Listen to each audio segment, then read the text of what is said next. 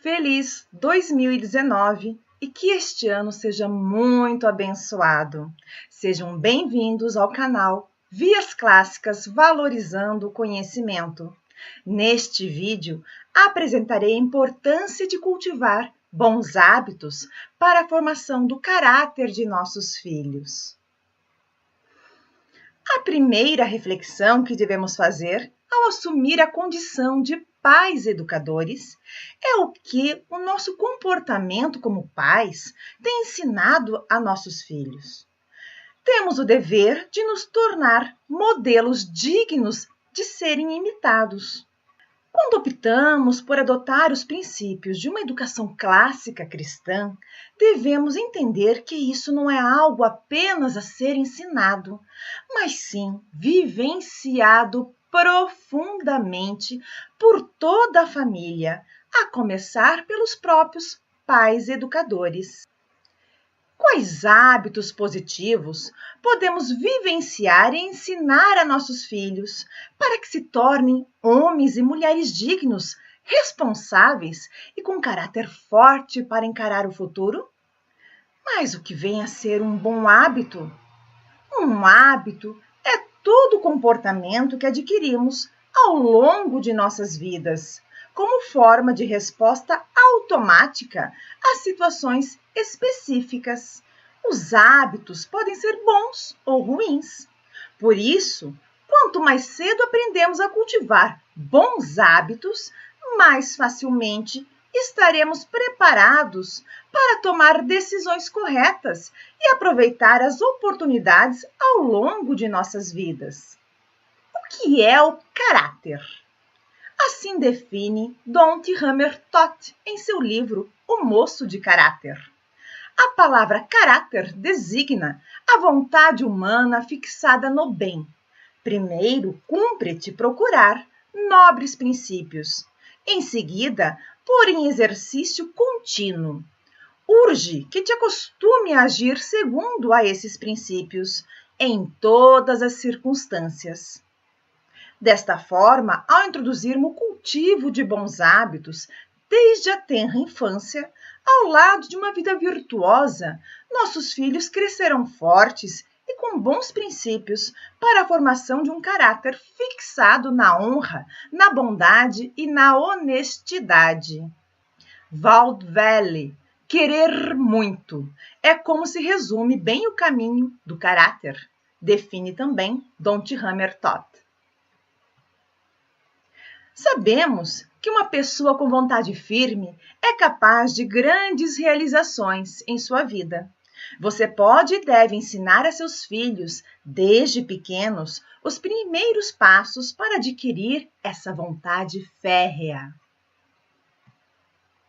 Existem diversas classificações que definem diferentes tipos de hábitos. E para efeitos práticos, nós dividiremos em físicos, mentais e religiosos. Por hábitos físicos, entenderemos aqueles que pedem uma ação ou movimento do corpo. Já os hábitos mentais são os que se manifestam em nossa vida interior e que geralmente são responsáveis pelas decisões que tomamos em nossas vidas. E, finalmente, os hábitos religiosos são aqueles que todo bom cristão deve cultivar para manter-se sempre próximo a Deus. Começamos, então, pelos hábitos físicos, os mais fáceis de ensinar, observar e corrigir em nossos filhos. Bons hábitos de higiene pessoal, fundamentais para o bem-estar da própria criança. Esse seria o primeiro hábito físico. Escovar os dentes corretamente, lavar bem as mãos antes das refeições, pentear o próprio cabelo, banhar-se, manter as unhas sempre bem aparadas e limpas, e assim por diante. São hábitos como esses que devemos cultivar e ensinar a nossos filhos desde pequenos. Também um outro hábito é a aparência física. Além de higiene do corpo, a criança pode aprender a cuidar da própria aparência. Por exemplo, você pode ensiná-la a vestir-se adequadamente para cada situação, como escolher as roupas e os calçados mais apropriados para fazer as compras no supermercado, para brincar na pracinha, para participar em atividades esportivas, para ir à igreja e assim por diante. Outro hábito muito importante são as boas maneiras à mesa. Ensinar as crianças a se comportar bem à mesa pode exigir muita paciência, mas é realmente gratificante. Por exemplo, os modos certos de sentar-se à mesa, de segurar os talheres e de usar o guardanapo são hábitos positivos ensinados tanto pelo exemplo dos pais quanto por meios de instruções específicas. Aprender a conversar durante a refeição de forma agradável e moderada também é um hábito que devemos enfatizar.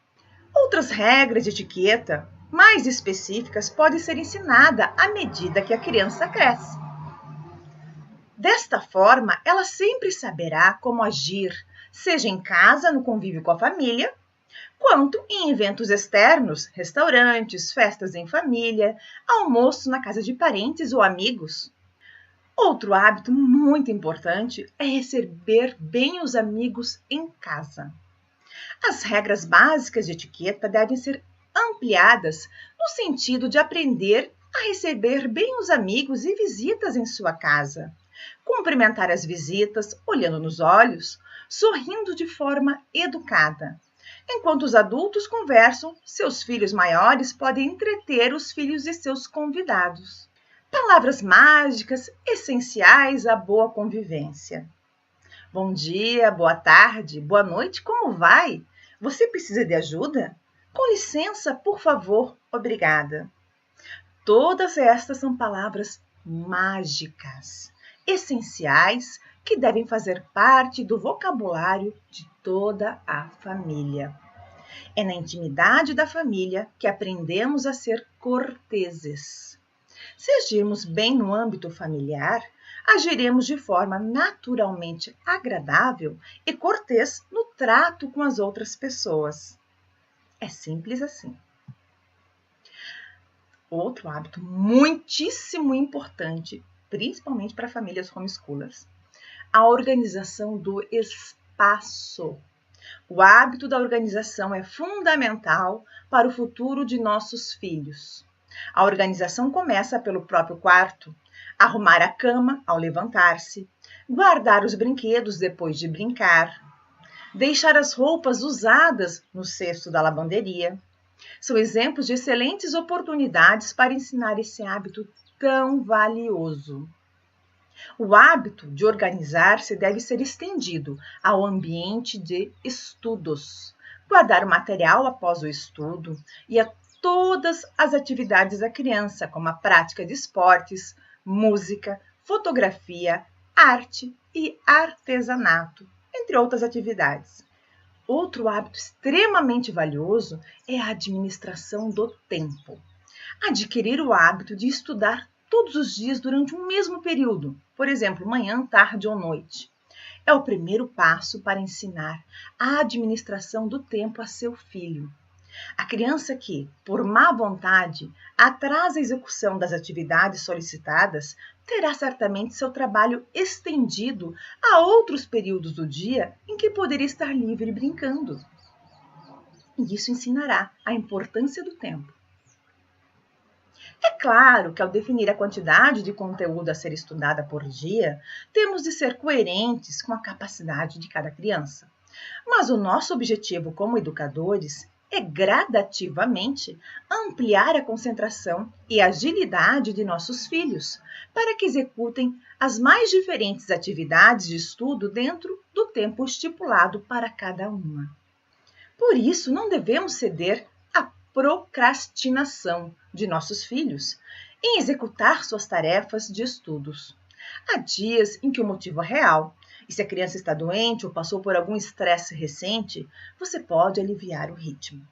Mas em situações normais, é interessante que a criança adquira um senso de responsabilidade e se esforce para completar suas tarefas sem atraso. Um outro hábito muito importante é o zelo. Manusear e armazenar com cuidado os brinquedos, livros e outros objetos da casa. É um hábito importante a ser cultivado. Aqui em casa, por exemplo, costumamos dizer a nossos filhos: se não sabe usar a ferramenta, pergunte antes de pôr as mãos no objeto. Esse treinamento ajudou-os a entender que deveriam ter muito cuidado com objetos mais frágeis e que era importante controlar a força de suas mãozinhas. As crianças, quando são pequenas, ainda não conseguem controlar essa força. Por isso, elas devem ter atenção quando manuseiam objetos delicados. O zelo com a limpeza e arrumação do ambiente de uso comum, por exemplo, a sala de jantar, os banheiros, também deve ser estimulado esse cuidado, esse zelo no ambiente. Um outro hábito muito importante é devolver o que foi emprestado. Quando emprestamos um livro de uma biblioteca ou de algum amigo, devemos mostrar a nossos filhos a responsabilidade de devolvê-los dentro do prazo previsto. A mesma habilidade pode ser ensinada quando seu filho pede emprestado a você uma caneta ou qualquer outro tipo de objeto. Esse hábito para nós é o mais importante de todos. Todos foram importantes, mas esse aqui é fundamental. Finalizar o que começou. O hábito de terminar o que começamos é o fruto de uma energia ativa, formador de um caráter forte. Ao chegar à fase lógica, nossos filhos já podem assumir projetos pessoais de estudos. Portanto, devemos enfatizar a importância de escolher bem um projeto que possam iniciar e concluir por inteiro. A primeira condição do trabalho intelectual é também a perseverança. O trabalho perseverante consegue tudo, já dizia Virgílio. Cultivando a generosidade. Uma atmosfera de generosidade em casa também oferece às crianças uma sensação de segurança. Não seja mesquinho nos momentos de demonstrar o quanto você ama a sua família. Diga e expresse de inúmeras maneiras o amor que você sente por eles. Em minha casa, diariamente meus filhos expressam o quanto amam os pais. Meu marido e eu estamos sempre ganhando beijos, abraços e um "eu amo você" de forma espontânea e inesperada. A generosidade se revela em pequenos gestos, como ao repartir uma fruta ou sobremesa, ou ao nos lembrar de quem esteja fora de casa, por qualquer motivo, no momento de fatiar um bolo do café da tarde. Meus filhos sempre guardam um pedaço para este ente querido que não esteja presente no momento da refeição. É um ato de generosidade. A generosidade também se expressa quando reservamos meia hora por dia para dar atenção às pessoas idosas, aquele vizinho mais idoso que sempre está sozinho em casa. As pessoas ficam tão encantadas e emocionadas com a atenção recebida. Às vezes basta se aproximar do muro e perguntar: oi, tudo bem? Como vai? Como está seu dia? Ele se sente assim, você percebe o brilho no olhar. É muito bom para quem recebe e para quem oferece esse momento. Sempre que possível, ensine a seus filhos a serem generosos, doando atenção, carinho e amor. Devemos ser generosos também na educação de nossos filhos, a oferecer a eles tantas explicações quanto forem necessárias para esclarecer suas dúvidas. Outra maneira de praticar a generosidade em família é anualmente separar juntos os brinquedos velhos, as roupas usadas, destinadas à doação.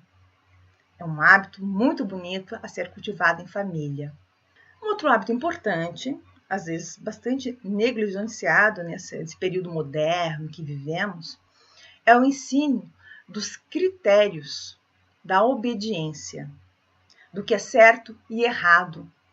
É responsabilidade dos pais ensinar aos filhos. As regras impostas pelos pais são indispensáveis tanto para a segurança de nossos filhos, como para o bem-estar de toda a família. Filhos devem aprender a obedecer e a seguir as instruções e decisões de seus pais. Em vez disso, o que vemos atualmente são pais tentando negociar regras com seus filhos. E o resultado disso? Filhos malcriados, indisciplinados, que a todo momento recorrem à birra para ampliar a força e os limites de tolerância ao mau comportamento. Entre pais e filhos, na adolescência, deve prevalecer a hierarquia natural, advinda da experiência e do conhecimento superior, que se manifestará em regras claras para que sejam entendidas e justas para que sejam respeitadas. Quando dizemos um não a um filho, esse não deve ser obedecido sem dar ao início a um longo bate-boca entre o adulto e a criança. Quando os pais pedem aos filhos que façam alguma coisa, eles devem fazê-la o mais prontamente possível. Os pais modernos acreditam na ideia de negociação. Mas lembre-se, uma negociação só é válida quando feita entre iguais. Ao negociar com seu filho, é você que está se reduzindo ao tamanho e à capacidade mental de uma criança. Afinal, é impossível obrigar a criança a elevar-se desde sua imaturidade e inexperiência até atingir a capacidade de negociação e argumentação de um adulto. Em vez de negociação, observamos que quando há coerência entre as decisões dos pais, a obediência se torna mais fácil.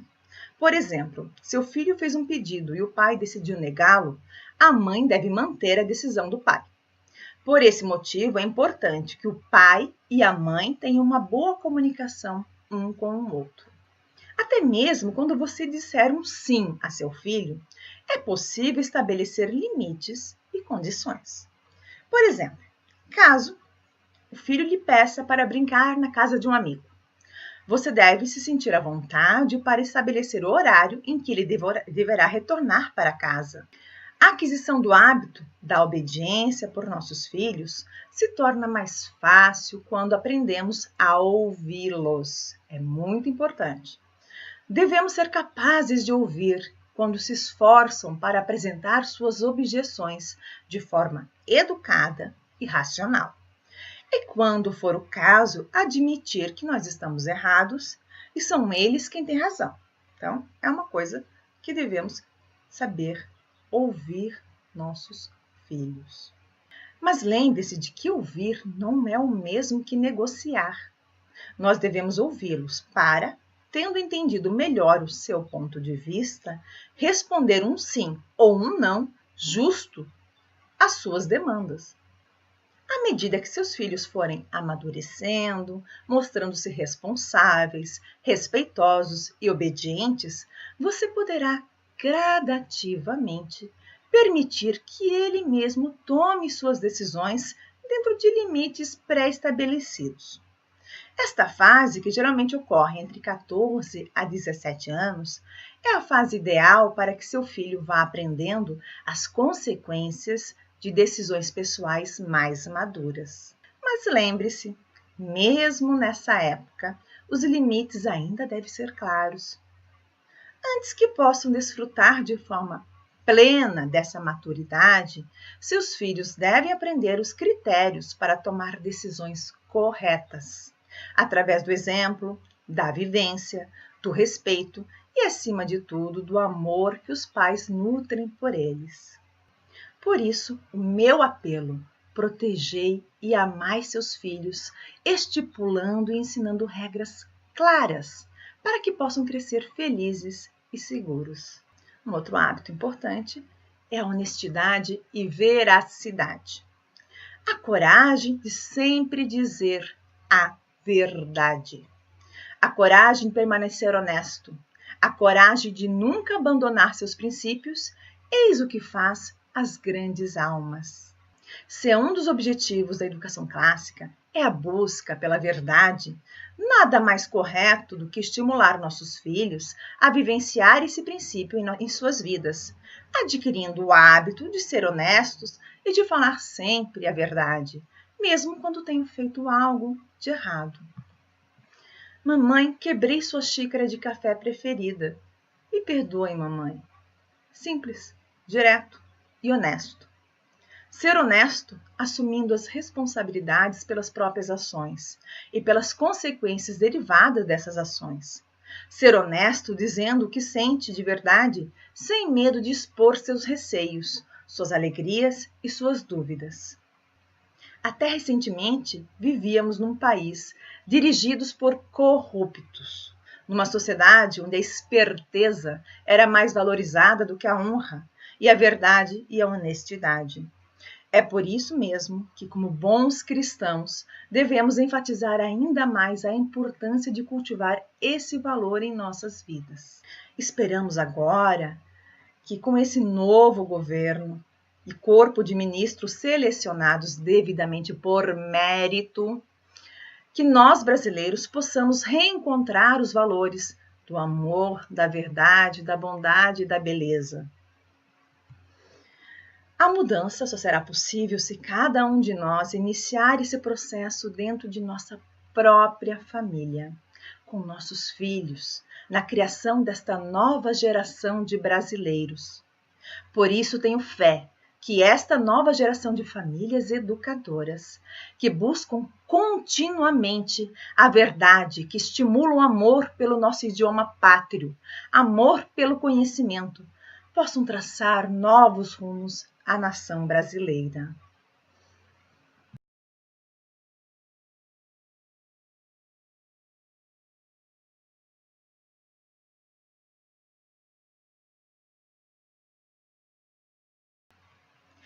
Quando tomamos por hábito diário em nossas vidas apreciar e vivenciar tudo que é bom, belo e verdadeiro, tanto em nossas ações quanto em nossos pensamentos, assim como o hábito de apreciar a boa literatura, a boa música, elevamos nossas almas e nos aproximamos de Deus. Concluo esta apresentação com um belo poema de Olavo Bilac. Há um poeta. Longe do estéril turbilhão da rua, Beneditino escreve. No aconchego do claustro, na paciência e no sossego, trabalha, teima, lima, sofre e sua. Mas que na forma se desfaça o emprego do esforço e a trama viva se construa, de tal modo que a imagem fique nua, rica, mas sóbria como um templo grego. Não se mostre na fábrica o suplício do mestre e natural efeito agrede, sem lembrar os andaimes do edifício, porque a beleza gêmea da verdade, a arte pura, inimiga do artifício, e a força e a graça na simplicidade. Se você, assim como eu, ama a arte poética, recomendo que assista ao curso Introdução à Leitura Poética, do professor Alexei de Oliveira, cujo link estará disponível no final desta apresentação. Quanto aos hábitos, há ainda outros hábitos importantes para a formação do caráter de nossos filhos, que pretendo apresentar no próximo vídeo. Se esta apresentação foi útil para você, peço que clique em gostei e divulgue este vídeo, assim como o canal Vias Clássicas, para que outras pessoas também tenham acesso a esse conteúdo. Caso decida abraçar a educação familiar, adotando os princípios de uma educação clássica cristã, entre em contato para saber mais detalhes sobre o meu serviço de consultoria para planejamento de estudos familiar. Convido você também a ler os artigos já publicados em meu blog Valorizando o Conhecimento. Desejo a todos uma semana muito iluminada. Fiquem com Deus.